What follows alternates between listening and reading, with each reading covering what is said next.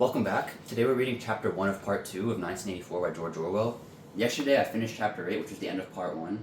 If you want to follow along with the rest of the series, I'll have the playlist link down in the description below. Chapter 1.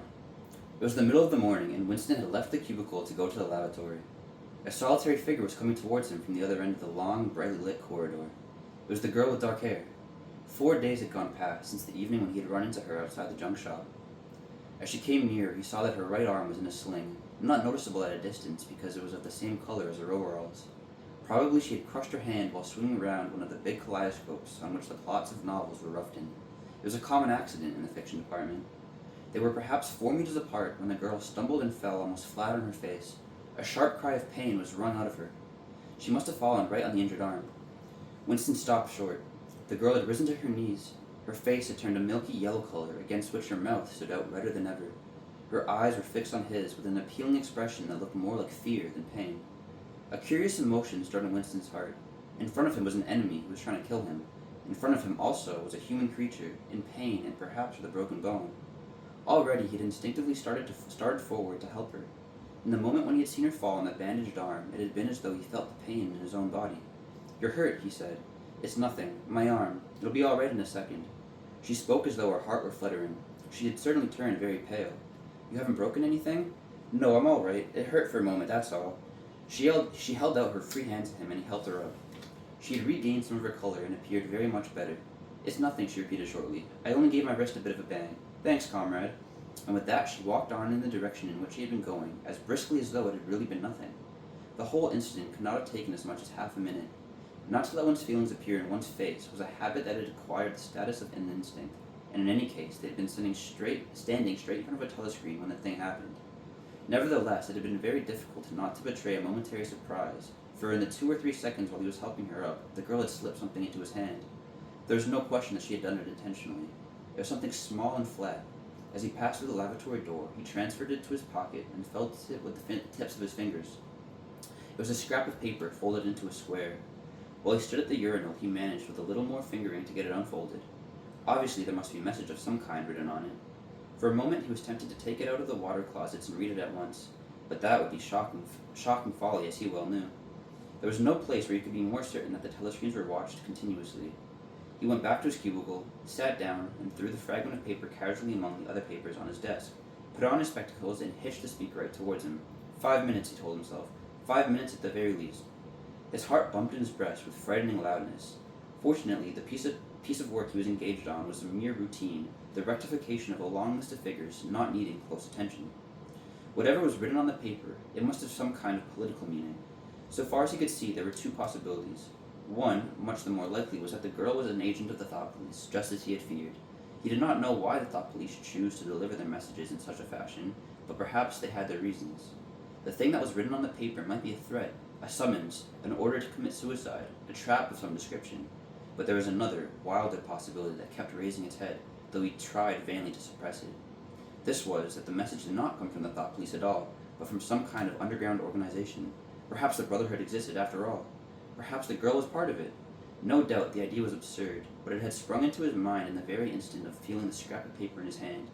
It was not till a couple of minutes later that the other, more probable explanation had occurred to him. And even now, though his intellect told him that the message probably meant death, still, that was not what he believed, and the unreasonable hope persisted, and his heart banged, and it was with difficulty that he kept his voice from trembling as he murmured his fingers into the speak right. He rolled up the completed bundle of work and slid it into the pneumatic tube. 8 minutes had gone by. He readjusted the spectacles on his nose, sighed, and drew the next batch of work towards him, with a scrap of paper on top of it. He flattened it out. On it was written in a large, unformed handwriting, "I love you." For several seconds he was too stunned even to throw the incriminating thing into the memory hole. When he did so, although he knew very well of the dangers of showing too much interest, he could not resist reading it once more, just to make sure that the words were really there. For the rest of the morning it was very difficult to work. What was even worse than having to focus his mind on a series of niggling jobs was the need to conceal his agitation from the telescreen. He felt as though a fire were burning in his belly. Lunch in the hot, crowded, noise-filled canteen was torment. He had hoped to be alone for a little while during the lunch hour, but as bad luck would have it, the imbecile Parsons flopped down beside him, the tang of his sweat almost defeating the tinny smell of stew, and kept up a stream of talk about the preparations for Hate Week. He was particularly enthusiastic about a papier-mâché model of Big Brother's head, 2 meters wide, which was being made for the occasion by his daughter's troop of spies. The irritating thing was that in the racket of voices, Winston could hardly hear what Parsons was saying, and was constantly having to ask for some fatuous remark to be repeated. Just once he caught a glimpse of the girl at a table with 2 other girls at the far end of the room. She appeared not to have seen him, and did not look in that direction again. The afternoon was more bearable. Immediately after lunch, there arrived a delicate, difficult piece of work which would take several hours and necessitated putting everything else aside. It consisted in falsifying a series of production reports of 2 years ago in such a way as to cast discredit on a prominent member of the inner party, who was now under a cloud. This was the kind of thing that Winston was good at, and for more than 2 hours he succeeded in shutting the girl out of his mind altogether. Then the memory of her face came back, and with it a raging, intolerable desire to be alone. Until he could be alone, it was impossible to think this new development out. Tonight was one of his nights at the community center. He wolfed another tasteless meal in the canteen, hurried off to the center, took part in the solemn foolery of a discussion group, played 2 games of table tennis, swallowed several glasses of gin, and sat for half an hour through a lecture entitled Ingsoc in Relation to Chess. His soul writhed with boredom, but for once he had no impulse to shirk his evening at the center. At the sight of the words, "I love you," the desire to stay alive had welled up in him, and the taking of minor risks suddenly seemed stupid. It was not till 23 hours when he was home and in bed, in the darkness where you were safe even from the telescreen so long as you kept quiet, that he was able to think continuously. It was a physical problem that had to be solved. How to get in touch with the girl and arrange a meeting. He did not consider any longer the possibility that she might be laying some kind of trap for him. He knew that it was not so, because of her unmistakable agitation when she handed him the note. Obviously she had been frightened out of her wits, as well she might be, nor did the idea of refusing her advances even cross his mind. Only 5 nights ago he had contemplated smashing her skull in with a cobblestone, but that was of no importance. He thought of her naked, youthful body as he had seen it in his dream. He had imagined her a fool like all the rest of them, her head stuffed with lies and hatred, her belly full of ice. A kind of fever seized him at the thought that he might lose her. The white, youthful body might slip away from him. What he feared more than anything else was that she would simply change her mind if he did not get in touch with her quickly. But the physical difficulty of meeting was enormous. It was like trying to make a move at chess when you were already mated. Whichever way you turned, the telescreen faced you. Actually, all the possible ways of communicating with her had occurred to him within 5 minutes of reading the note, but now, with time to think, he went over them one by one, as though laying out a row of instruments on a table. Obviously, the kind of encounter that had happened this morning could not be repeated. If she had worked in the records department, it might have been comparatively simple, but he had only a very dim idea whereabouts in the building the fiction department lay, and he had no pretext for going there. If he had known where she lived and at what time she left work, he could have contrived to meet her somewhere on her way home. But to try and follow her home was not safe, because it would mean loitering about outside the ministry, which was bound to be noticed. As for sending a letter through the mails, it was out of the question. By a routine that was not even secret, all letters were opened in transit. Actually, few people ever wrote letters. For the messages it was occasionally necessary to send, there were printed postcards with a long list of phrases, and you struck out the ones that were inapplicable. In any case, he did not know the girl's name, let alone her address. Finally, he decided that the safest place was the canteen. If he could get her at a table by herself, somewhere in the middle of the room, not too near the telescreens, and with a sufficient buzz of conversation all around, if these conditions endured for say 30 seconds, it might be possible to exchange a few words. For a week after this, life was like a restless dream. On the next day, she did not appear in the canteen until he was leaving it, the whistle having already blown. Presumably she had changed on to a later shift. They passed each other without a glance. On the day after that, she was in the canteen at the usual time, but with 3 other girls and immediately under a telescreen. Then for 3 dreadful days she did not appear at all. His whole mind and body seemed to be afflicted with an unbearable sensitivity, a sort of transparency which made every movement, every sound, every contact, every word that he had to speak or listen to an agony. Even in his sleep he could not altogether escape her image. He did not touch the diary during those days. If there was any relief in it, it was in his work, in which he could sometimes forget himself for 10 minutes at a stretch. He had absolutely no clue what to do. He had absolutely no clue as to what happened to her. There was no There was no inquiry he could make. She might have been vaporized. She might have committed suicide. She might have been transferred to the other end of Oceania. Worst and likeliest of all, she might simply have changed her mind and decided to avoid him. The next day she reappeared. Her arm was out of the sling, and she had a band of sticking plaster around her wrist. The relief of seeing her was so great that he could not resist staring directly at her for several seconds. On the following day, he very nearly succeeded in speaking to her. When he came into the canteen, she was sitting at a table well out from the wall and quite alone. It was early, and the place was not very full. The queue edged forward till Winston was almost at the counter, then was held up for 2 minutes because someone in front was complaining that he had not yet received his table of saturin. But the girl was still alone when Winston secured his tray and began to make for her table. He walked casually towards her, his eyes searching for a place at some table beyond her. She was perhaps 3 meters away from him. Another 2 seconds would do it. Then a voice behind him called, "Smith!" He pretended not to hear. "Smith!" repeated the voice, more loudly. It was no use. He turned around. A blonde-headed, silly-faced young man named Wilshire, whom he barely knew, was inviting him with a smile to a vacant place at his table. It was not safe to refuse. After having been recognized, he could not go and sit at a table with an unattended girl. It was too noticeable. He sat down with a friendly smile. The silly blonde face beamed into his. Winston had a hallucination of himself smashing a pickaxe right into the middle of it. The girl's table filled up a few minutes later. But she must have seen him coming towards her, and perhaps she would take the hint. Next day, he took care to arrive early. Surely enough, she was at a table in about the same place, and again alone. The person immediately ahead of him in queue was a small, swiftly moving, beetle-like man with a flat face and tiny, suspicious eyes. As Winston turned away from the counter with his tray, he saw that the little man was making straight for the girl's table. His hope sank again. There was a vacant place at the table further away, but something in the little man's appearance suggested that he would be sufficiently attentive to his own comfort to choose the emptiest table. With ice at his heart, Winston followed. It was no use unless he could get the girl alone. At this moment, there was a tremendous crash. The little man was sprawling on all fours. His tray had gone flying. 2 streams of soup and coffee were flowing across the floor. He started to his feet with a malignant glance at Winston, whom he evidently suspected of having tripped him up. But it was all right. 5 seconds later, with a thundering heart, Winston was sitting at the girl's table. He did not look at her. He unpacked his tray and promptly began eating. It was all important to speak at once, before anything else came. But now a terrible fear had taken possession of him. A week had gone by since she had first approached him. She would have changed her mind. She must have changed her mind. It was impossible that this affair should end successfully.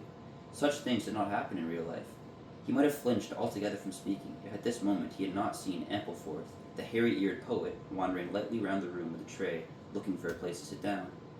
In his vague way, Ampleforth was attached to Winston, and would certainly sit down at his table if he caught sight of him. There was perhaps a minute in which to act. Both Winston and the girl were eating steadily. The stuff they were eating was a thin stew, actually a soup of haricot beans. In a low murmur, Winston began speaking. Neither of them looked up. Steadily they spooned the watery stuff into their mouths, and between spoonfuls exchanged the few necessary words in a low, expressionless voice. "What time do you leave work?" 18:30. "Where can we meet?" "Victory Square, near the monument. It's full of telescreens. It doesn't matter if there's a crowd." "Any signal?" "No. Don't come up to me unless you see me among a lot of people. And don't look at me. Just keep somewhere near me." "What time?" 19 hours. "All right." Ampleforth failed to see Winston and sat down at another table. They did not speak again, and so far as was possible for 2 people sitting on other sides of the table, they did not look at one another. The girl finished her lunch quickly and made off, while Winston stayed to smoke a cigarette. Winston was in Victory Square before the appointed time. He wandered round the base of the enormous fluted column, at the top of which Big Brother's statue gazed southwards towards the skies where he had vanquished the East Eurasian airplanes it had been a few years ago, in the Battle of Airstrip 1. In the street in front of it, there was a statue of a man on horseback, which was supposed to represent Oliver Cromwell. At 5 minutes past the hour, the girl had still not appeared. Again, the terrible fear seized upon Winston. She was not coming. She changed her mind. He walked slowly up to the north side of the square, and got a sort of pale-colored pleasure from identifying St. Martin's Church, whose bells, when it had bells, had chimed. "You owe me 3 farthings." Then he saw the girl standing at the base of the monument, reading or pretending to read a poster which ran spirally up the column. It was not safe to go near her until some more people had accumulated. There were telescreens all around the pediment, but at this moment there was a din of shouting and a zoom of heavy vehicles from somewhere to the left. Suddenly, everyone seemed to be running across the square. The girl nipped nimbly round the lines at the base of the monument and joined in the rush. Winston followed.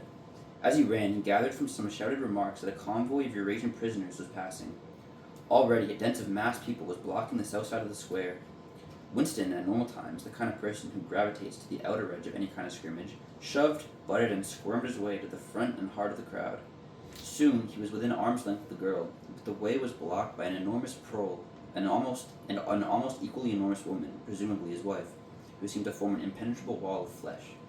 Winston wriggled himself sideways, and with a violent lunge managed to drive his shoulder between them. For a moment it felt though his entrails were being ground to a pulp between the two muscular hips. Then he had broken through, sweating a little. He was next to the girl. They were shoulder to shoulder, both staring fixedly in front of them. A long line of trucks with wooden-faced guards armed with submachine guns, standing right up in each corner, was passing slowly down the street. In the trucks, little yellow men in shabby greenish uniforms were squatting, jammed close together. Their sad Mongolian faces gazed out over the sides of the trucks, utterly incurious. Occasionally, when a truck jolted, there was a clank-clank of metal. All the prisoners were wearing leg irons. Truckload after truckload of the sad faces passed. Winston knew they were there, but he saw them only intermittently. The girl's shoulder and her arm right down to the elbow were pressed against his. Her cheek was almost near enough for him to feel its warmth. It had immediately taken charge of the situation, just as she had done in the canteen.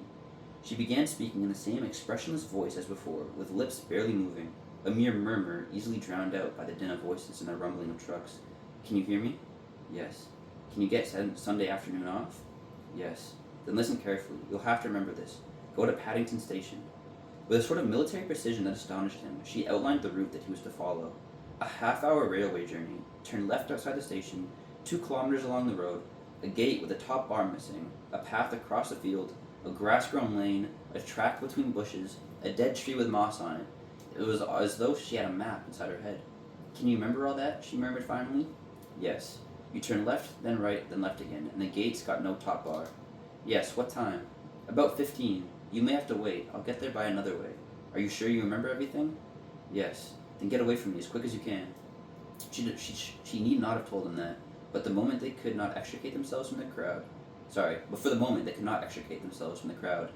The trucks were still filing past, the people still insatiably gasping. At the start there had been a few boos and hisses, but it only came from the party members among the crowd, and it soon stopped. The prevailing emotion was a simple curiosity. Foreigners, whether from Eurasia or East Asia, were a kind of strange animal. One literally never saw them except in the guise of prisoners, and even as prisoners, one never got more than a momentary glimpse of them. Nor did one know what became of them, apart from the few who were hanged as war criminals. The others simply vanished, presumably into forced labor camps. The round Mongol faces had given way to faces of more European type, dirty, bearded, and exhausted. From over scrubby cheekbones, eyes looked into Winston's, sometimes with strange intensity, and flashed away again. The convoy was drawing to an end.